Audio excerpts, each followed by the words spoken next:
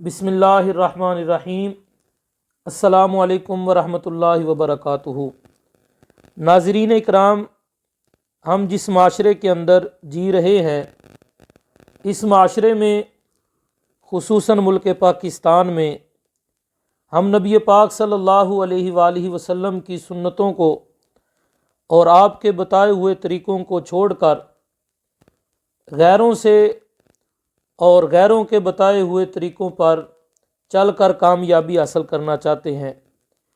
حالانکہ نبی پاک صلی اللہ علیہ وآلہ وسلم جب اس دنیا سے تشریف لے کے جا رہے تھے تو آپ نے واضح طور پر ارشاد فرمایا کہ میں تمہارے اندر ایک اللہ تعالیٰ کی کتاب اور دوسرا اپنی سنت چھوڑ کے جا رہا ہوں۔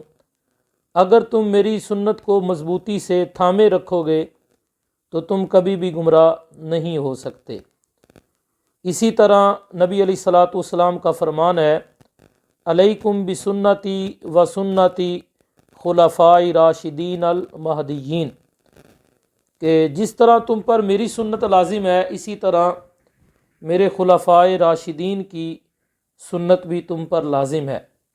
نبی پاک صلی اللہ علیہ وآلہ وسلم نے ارشاد فرمایا کہ 6 اشخاص ایسے ہیں جن پر اللہ تعالیٰ نے بھی لعنت بھیجی ہے اور اللہ کے رسول نے بھی لعنت بھیجی ہے، اور فرمایا ان میں سے ایک وہ ہے وَالتَّارِكُ مِن سنتی، کہ جو میری سنت کا تارک ہے، میری سنت کو چھوڑنے والا ہے، میری سنت پر عمل نہیں کرتا۔ ایک روایت میں ہے نبی پاک صلی اللہ علیہ وآلہ وسلم نے ارشاد فرمایا، جس نے میری سنت کی حفاظت کی، میری سنت پر عمل کیا، میری سنت کی راہوں پر چلا، اللہ جل شانہ اس کو 4 چیزیں عطا فرما دیتا ہے۔ ایک یہ کہ اللہ تعالیٰ عامل سنت کی محبت نیک لوگوں کے دلوں میں ڈال دیتا ہے۔ سامعین اکرام، یہ شہر سیالکوٹ کی بات ہے کہ ملا عبد الحکیم میر سیالکوٹی علیہ رحمہ جب مطالعہ کے لیے بیٹھتے تھے تو وقت کے حاکم نے ایک خادم ان کی لائبریری میں مقرر کیا ہوا تھا، جو مٹی کے برتن میں بادام روغن ڈال کر آپ کے پاؤں کے نیچے رکھتا تھا تاکہ آپ کے دماغ کو اس سے تازگی ملتی رہے۔ تو جب آپ مطالعہ کی میز پر بیٹھتے تھے تو آپ کے پاؤں اس بادام روغن میں ڈوبے رہتے تھے۔ 8-10 دن کے بعد اس بادام روغن کو بدلا جاتا اور اس کی جگہ نیا ڈالا جاتا، تو جو بدلا جاتا اس کو پھینکا نہ جاتا۔ بادشاہ کا حکم تھا کہ اس کو میرے دربار میں بھیجا جائے۔ بادشاہ جب اپنے بچوں کے ساتھ کھانا کھانے بیٹھتا تو چھوٹی چھوٹی رکابیوں کے اندر وہ بادام روغن بھی ہوتا اور وہ اپنے بچوں کو کہتا، اسے کھاؤ، اسے کھاؤ، اس نے ایک عالم دین کے قدموں کو بوسے دیے ہوئے ہیں۔ تو ناظرین اکرام، کبھی تو اہل علم کی یہ قدر ہوا کرتی تھی، لیکن آج آپ لوگوں کے سامنے ہے کہ ہر دوسرا بندہ جسے کوئی کام نہیں ملتا وہ اٹھ کر علماء پر زبان درازی شروع کر دیتا ہے اور علماء کی ذات کو اپنی زبان تان سے ان پر نقب زنی کرنے کی کوشش کرتا ہے، اور آج ہر دوسرے بندے نے اپنا یہ وتیرہ بنایا ہوا ہے۔ خصوصاً ایک یوٹیوبر ہے جو فصلوں میں بیٹھ کر ویڈیو جو ہے وہ بناتا ہے، تو اس کا کام ہی یہ ہے کہ وہ معاذ اللہ نبی پاک صلی اللہ علیہ وآلہ وسلم کے ان وارثوں کو وہ اپنی گندی زبان سے ہر وقت جو ہے وہ بھونکتا رہتا ہے۔ اللہ رب العزت جل شانہ ہمیں علماء کی عزت کرنے کی توفیق عطا فرمائے۔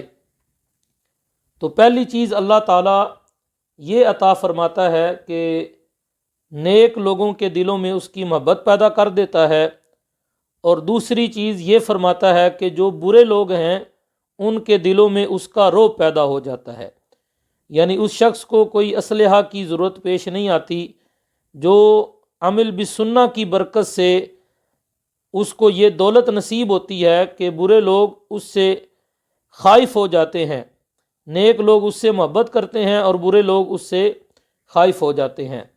حال ہی میں اس کی مثال امیر المجاہدین اور قبلہ کنز العلماء مفکر اسلام ڈاکٹر اشرف آصف جلالی صاحب موجود ہیں کہ اگرچہ انہوں نے اپنی زندگیوں کے اندر بڑے بڑے بادشاہوں کو للکارا، ہر طاقتور ادارے کو للکارا، لیکن اللہ تعالیٰ کے فضل سے جو بڑے بڑے طاقتور تھے اور سمجھتے تھے کہ ہمارے پاس بڑی طاقت ہے، وہ ان سے آج بھی خوف زدہ ہیں اور امیر المجاہدین کی زندگی میں بھی ان سے خوف زدہ رہے۔ اور تیسرا انعام اللہ تعالیٰ یہ عطا فرماتا ہے کہ اللہ تعالیٰ اسے رزق کے اندر برکتیں عطا فرما دیتا ہے۔ اور چوتھی چیز، اللہ تعالیٰ اسے دین میں پختگی عطا فرما دیتا ہے، دین پر استقامت عطا فرما دیتا ہے۔ ناظرین اکرام، یہ دین پر استقامت یہ بہت بڑی نعمت ہے۔ جس طرح کہ میں نے پہلے مثال دی، تو یہاں پر بھی میں قبلہ امیر المجاہدین کی مثال دینا چاہوں گا اور قبلہ کنز العلماء کی مثال دینا چاہوں گا، اور اس سے پہلے مولانا عبدالستار خان نیازی رحمۃ اللہ تعالی علیہ اور غازی ملت اسلامیہ غازی ممتاز حسین قادری شہید رحمۃ اللہ تعالی علیہ کہ جیل کے اندر کیا کیا ان پر آزمائشیں نہیں آئیں، ان پر کیا کیا ظلم نہیں توڑے گئے، اور ان پر ہر قسم کی سختی اور جبر اور ظلم کیا گیا، لیکن اس کے باوجود یہ اپنے موقف سے پیچھے نہیں ہٹے اور دین پر استقامت کے ساتھ کھڑے رہے۔ اور ناظرین کرام، یہ جو استقامت ہے یہ کرامت سے اوپر کی بات ہے۔ صحابہ کرام رضوان اللہ تعالی علیہم اجمعین کی زندگیاں اگر ہم پڑھ کر دیکھیں تو بڑے بڑے بادشاہوں کے سامنے انہوں نے کلمہ حق بلند کیا، اور اس کے نتیجہ میں ان کے ہاتھ پاؤں کاٹے گئے، انہیں جو ہے وہ رسیوں کے ساتھ باندھ کر، جانوروں کے ساتھ باندھ کر ان کو چیرا گیا اور کھولتے ہوئے تیل میں ڈالا گیا۔ یہ ساری تکلیفیں برداشت کیں، لیکن دین استقامت، دین اسلام پر وہ اس طرح قائم رہے کہ انہیں کوئی بھی خوف، کوئی بھی جبر جو ہے وہ انہیں اپنے دین سے ہٹا نہیں سکا۔ نبی پاک صلی اللہ علیہ وآلہ وسلم کا ارشاد گرامی ہے کہ میری امت پر ایک وقت ایسا بھی آئے گا کہ لوگ علماء و فقہاء کی صحبت سے دور بھاگیں گے، ان لوگوں کی مجلسیں اجڑ جائیں گی، اہل علم کے حلقے ویران ہو جائیں گے۔ ایک وقت آئے گا تو پھر کیا ہوگا؟ اللہ تعالیٰ ان پر 3 طرح کا عذاب مسلط کر دے گا، یعنی جو لوگ قوم علماء سے دور ہو جائے گی، علماء کی مجلسیں ویران ہو جائیں گی، تو پھر اللہ تعالیٰ ایسی قوم پر 3 طرح کا عذاب بھیجے گا۔ پہلا عذاب یہ ہوگا کہ ان کے رزق سے برکت اٹھا لی جائے گی، یعنی رزق کی کمی نہیں ہوگی لیکن برکت نہیں ہوگی۔ تو ناظرین اکرام، اس بات کی وضاحت کرنے کی ضرورت نہیں ہے، آپ تمام حضرات جانتے ہیں کہ اس وقت ہماری جو معیشت ہے، جو معاشی زندگی ہے، وہ کن پریشانیوں سے گزر رہی ہے۔ بعض لوگ ایسے ہیں کہ ان کے پاس کروڑوں میں رزق ہے، لیکن اس کے باوجود وہ پریشانی کا شکار ہیں۔ تو اس کی وجہ یہ ہے کہ ہم نے علماء کے پاس کیا بیٹھنا تھا، علماء سے علم کیا ہم نے حاصل کرنا تھا، بلکہ ہر دوسرا بندہ کیمرے کے سامنے بیٹھ کر علماء کو جو ہے وہ اس طرح باتیں سنا رہا ہوتا ہے، اس طرح ان کے خلاف زبان درازی کر رہا ہوتا ہے کہ بس اللہ رب العزت جل شانہ کی پناہ، اللہ تعالی ہمیں نبی علیہ الصلاۃ والسلام کے ان وارثوں کی عزت کی توفیق عطا فرمائے۔ تو الغرض اس کا پھر عذاب بھی ہم بھگت رہے ہیں۔ دوسرا، ظالم حکمران ان پر مسلط کر دیے جائیں گے۔ تو ناظرین اکرام، یہ بات بھی بالکل واضح ہے کہ آج ہمارے حکمران کس قدر بے حس ہیں کہ وہ خود تو محلات کے اندر رہ رہے ہیں، خود تو ہر قسم کی آسائش انہیں میسر ہے، لیکن غریب عوام کو ایک بخار کی گولی تک جو ہے وہ فری نہیں ملتی، اور ہر قسم کی پریشانیاں، عدل نہیں ہے، انصاف نہیں ہے، کوئی پوچھنے والا نہیں ہے، جس کے پاس طاقت ہے وہ غریب بندے پر، کمزور بندے پر جو ظلم کرنا چاہے وہ کر سکتا ہے۔ تو یہ دوسرا عذاب ہے۔ اور تیسرا عذاب کیا ہوگا؟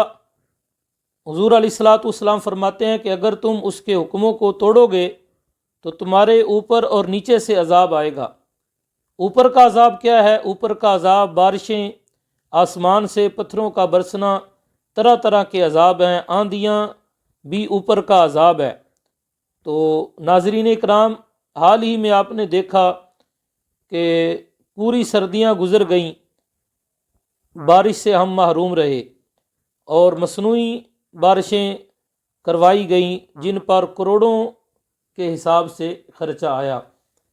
نیچے کا عذاب زلزلے ہیں، اور زمین کا فصل نہ دینا یہ نیچے کا عذاب ہے۔ تو آئے دن کہیں نہ کہیں زلزلہ اور فصلوں کے اندر جو کمی ہے، حالانکہ کھاد ہے، سپرے ہیں، پانی کی فراوانی ہے، لیکن اس کے باوجود فصل دن بدن جو ہے وہ اناج کم کرتی جا رہی ہے۔ اور آخر میں فرمایا کہ ان کا دنیا سے بغیر ایمان کے اٹھ جانے کا اندیشہ غالب ہو جائے گا، العیاذ باللہ۔ دیکھیے ناظرین اکرام، یہ کتنے بڑے عذاب ہیں، اور وجہ کیا ہے؟ علماء سے دور ہونا۔ وجہ کیا ہے؟ علماء کی مجلس میں نہ بیٹھنا، علماء کے خلاف زبان درازی کرنا۔